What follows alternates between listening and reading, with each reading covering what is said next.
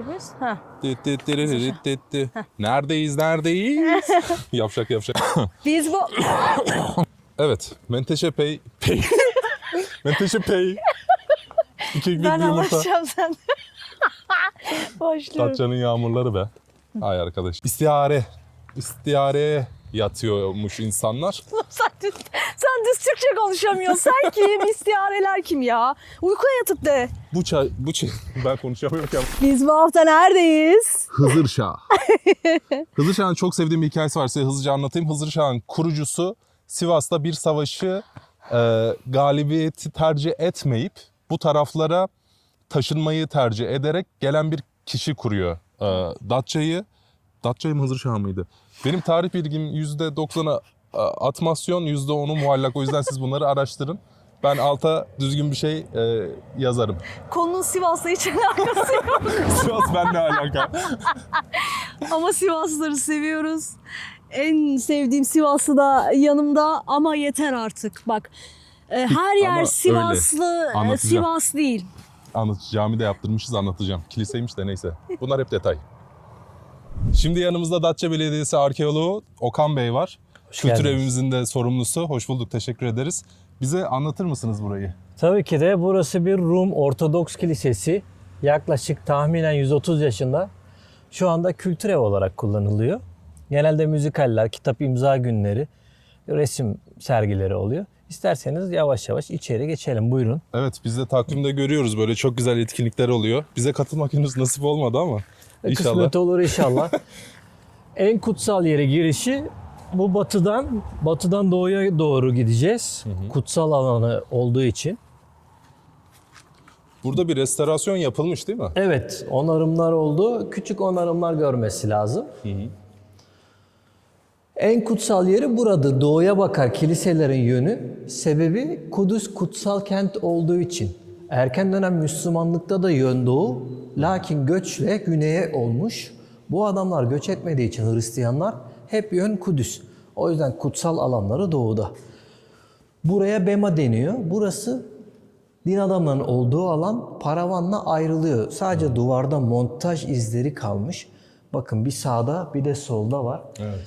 İzler pek derin olmadığı için paravanın ahşap olduğunu düşünüyoruz bu sebepten dolayı. Daha derin olsaydı mermer diyebilirdik. Şu bizim bulunduğumuz alan naos deniyor, cemaat yeri. Törenler burada düzenleniyor. Herhangi bir defin töreni olduğunda ilahiler eşliğinde ölü bu batıdan kapıdan buraya doğru getiriliyor. Burada ilahiler eşliğinde duası okunuyor ve şu kapıdan da ya kilisenin yakınına ya da dışarıya defnediliyor. Yani cenazeleri, düğünleri, ayinleri burada yapılmış. Evet. 1800'lerde Evet. bunlar. Hiçbir mezar taşı kalmamış ama mimariden bir kilisenin mezarlığının yani haziresinin olup olmadığını anlayabiliriz. Hazire bu arada huzur içinde uyuyanların yeri demek. Arapça bir kelime. Şu apliğin önünde bir çizik var. Bir tane de burada var. Buraya meşale koyuyorlar. Biri öldüğünde ölüyü meşalelerin arasından geçiriyorlar. Kiliselerdeki bu bölüme narteks deniyor. Nar, nur, ateş, ışık demek. Bulmacalarda da çıkar nar, ışık, nur. Evet, senin kelime merakın, etimoloji merakında Teşekkür ederim. bilindik bir şey. Narteks ışık getiren demek.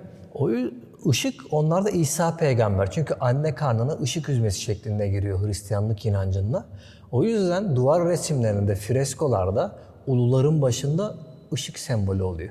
Böyle meşale gibi. Evet. Biz Tanrı'dan geleniz demek. Bizim de kilisenin resimleri mevcut ama duvar resmi değil. Dönem modası tuval. Şu madalyonları fotoğraf çerçevesi gibi düşünün. Bunların üzerine kumaşa işlenmiş resimler yapıp yapıştırıyorlar. Tuvaller yapıyorlar. Taşınırken 1923 döneminde ve 24'te bu kendi resimlerini tuvalleri yanlarında götürüp Simla Adası'na götürüyorlar. Yanlarına götürüyorlar. Ana merkez bu Ortodoksların, Rum Ortodoksların Simla Adası. İznik'te falan görüyoruz böyle taşa boyuyorlar genelde. Bunlar bir parşömen gibi bir şeye mi yapmış yanında alıp götürmüşler? Ya bir kumaşa ya bir deriye ama burada restorasyon sırasında kumaş izleri bulundu. Ondan dolayı kumaş Duvara yapsalarmış da kalsaymış keşke. Böyle madalyonlar görürseniz veya dikdörtgenler görürseniz bilin ki o yapı Tanzimat sonrası bir yapı. Çünkü Tanzimat sonrası kiliselerde tuvaller moda. Anladım.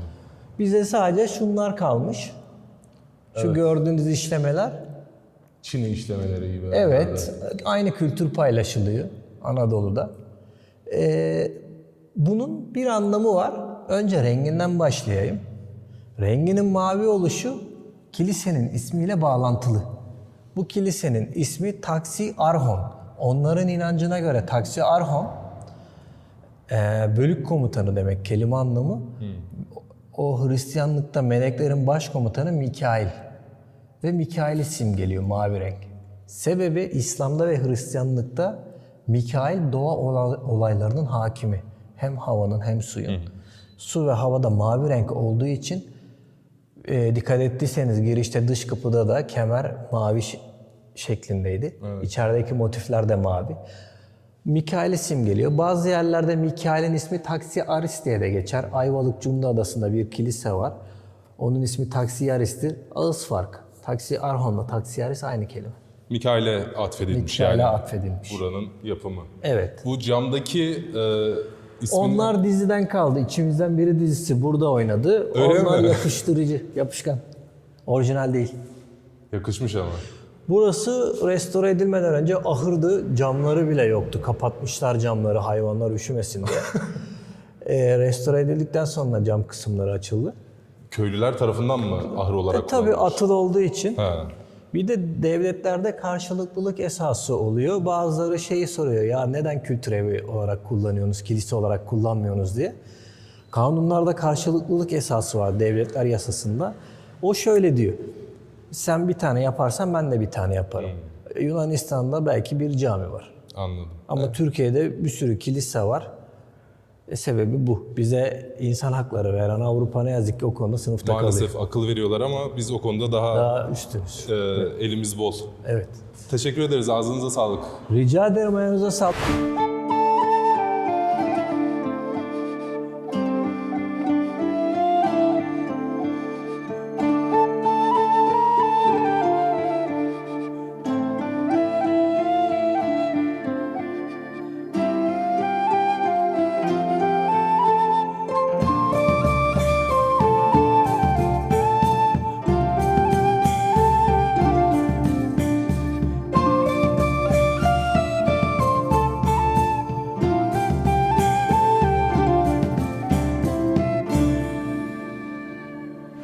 Evet, şimdi İpek Dokuma Atölyesi'ndeyiz. Okan Bey sağ olsun bize burayı yine bilirkişi olarak kendisi anlatacak. Sözü kendisine verelim. Bakın burası nazar savar koridoru diyoruz. Gerçekten öyle. Gel de nazar seni bulsun yani. Bu neymiş ya? Kaç tane var burada? Ben size ipekçiliğin biraz tarihine değineyim. Bursa'dan önce Datça'da ipekçilik var. 17. Uluslararası Uludağ Bilim Kongresi'nde Profesör Doktor Ayşegül Okçakoyuncu ile bu konuda makalemiz var. Antik yazarların gözünden İpek diye makalenin ismi. Orada Aristoteles diye bir antik dönem yazar var. Bu yazarın Hayvanlar Alemi kitabında 2400 yıl önce Kosa Vestes isminde ipek ürünlerin yapıldığı, ipekçiliğin başladığı anlatılıyor. Kosta Kinidos'a bağlı. Kinidos başkent gibi düşünün. Ki o dönem gerçekten başkent. Antik dönemde ilk ipek Çin'den geliyor. Çin ve Hindistan arasında. Pausanias denen yazar bu şekilde anlatıyor. Oradan ipek yoluyla ya Antakya'ya geliyor veya yol devam edip Kos'a geliyor. Kos'ta da Kosa Vestes ismiyle Roma'ya pazarlanıyor. Roma döneminde Kosa Vestes deniyor. Vestiyer kelimesi de kelime anlamı oradan gelme. Vestes'ten gelme. Giyim kıyafet demek. O dönemi ince transparan ipekleri meşhur Kos Adası'nda üretilen Pamfelia isimli bir kadın üretiyor. Biz o günden bugüne bu ipekçiliği Özlem Hanım'la Datça'da devam ettiriyoruz ki 100 yıl öncesinde de ninelerimizden, büyük ninelerimizden biz görmüştük. İnsanlar burada çok uzun ömürlü yaşıyor. 110-120'yi bulanlarımız var. ipeğe bürümcük diyorlar. Onun sebebini de size işin ustası Özlem Hanım anlatsın. Ben mikrofonu ona uzatıyorum. Özlem Hanım bu işin kitabı. Yani Hoş geldiniz bu arada hoş tekrar. bulduk. Merhabalar Merhaba. tekrar. Birazcık siz de anlatırsanız. Şimdi şöyle söyleyeyim. Okan Bey'in de anlattığı gibi bu zaten bizim bir ata mesleğimiz. Ben 2009 yılında başladığım bir kursla aslında bu işe başladım ama hani kursa gittim. Tabii önceden bir görmüşlüğüm var. Bütün aileden yapılmış, Datça'da yapılmış bir şeyi bilmemeniz mümkün değil. Yine ben 2009 yılında bir tezgahı öğrenmek için tabii birazcık daha pratikliğim olsun, elimde bir belgem olsun diye bir başladım o zamanlar. Ve o yıldan beri bu işi yapıyorum. Ne yapıyorum peki? İpek böceğimi burada tekrar baştan başlayarak yani böceğimi yetiştiriyorum. İplerimi sağıyorum ve bu tezgahımda biraz sonra göstereceğim dokumalarımı yapıyorum.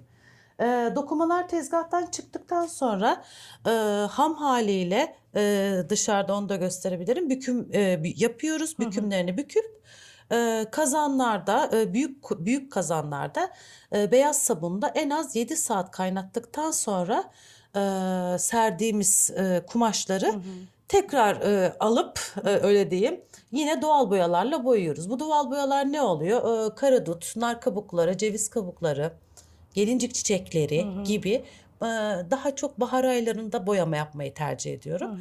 Zaten bütün kış çalıştığımız için ancak o mevsime denk geliyor.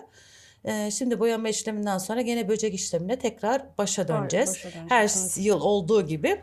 Yani buradaki ürünlerin hepsi kendime ait, tamamen kendime ait ve sadece burada şu anda satabiliyorum. Zaten çok az üretiliyor. Yani çok az üretebiliyorum şu anda. Yani ürünlerim sayılı neredeyse ve çoğu tektir yani ürünlerin. Yani burada bir ata mesleğini ayakta tutmaya çalışıyorum Datça'da. Buna çözgü diyoruz yukarıdaki makaraya. Çözgüden gelen ip mesela 4, 2, 3, 1 gibi bu şekilde çerçevelerden geçirip sonra bu taraktan geçirip bu kadar ince ipi ve şunu dokumaya çalışıyorum. Yani o kadar ince ki o yüzden sadece dokuma bir tane fuları dokuma zamanım bile nereden baksanız 2 birim buluyor. Evet. Çünkü çok ince. Bunu biraz gevşek dokuyorum. Normalde daha hızlı vurmam lazım. Bu fular olduğu için biraz gevşek dokuma. Yani bu tepeyi 2-3 kere vurmam lazım büyük şeylerde. Çok zahmetli bir iş yapıyorsunuz.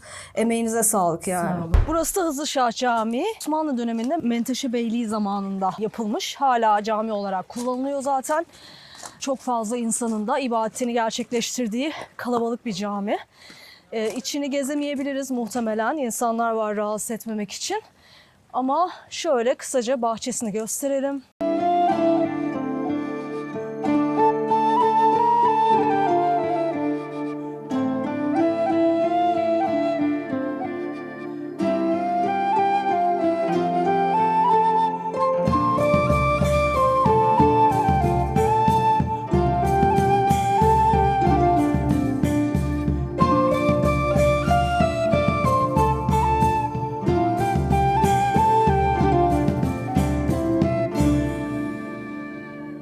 Camiyi, kiliseyi ve İpek Böceği Atölyesi'ni geçtikten sonra burası da Hızırşah Köyü.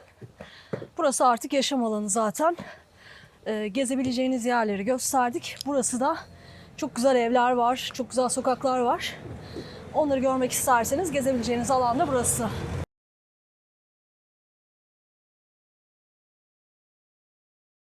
Hemen solda yeni bir bakkal açıldı. Eski bakkallar gibi çok güzel. Simit var, börek var. Hoş geldiniz. Merhaba. Nasılsınız? Hayırlı işler. Burası ya bildiğin 80'ler Pablo Escobar'ın evi yani. Öyle bir tasarımı var. Çok güzel. Burası eskiden otel olarak işletiliyormuş galiba ama şu an hizmet vermiyor maalesef. Ya eskiden benim dikişe gidiyorum ya ben buradaymış kursu. O kadar yani güzel bir yerdeymiş ki. Bu hafta Datça Hızırşah'taydık. Bence Datça'nın gezilecek ve yaşanacak en güzel yerlerinden biri burası. Umarım keyif almışsınızdır. Biz çok keyif aldık. Size de inşallah yansıtabilmişizdir. Haftaya başka bir köyde olacağız. O zamana kadar kendinize çok iyi bakın. Abone olup beğenmeyi unutmayın.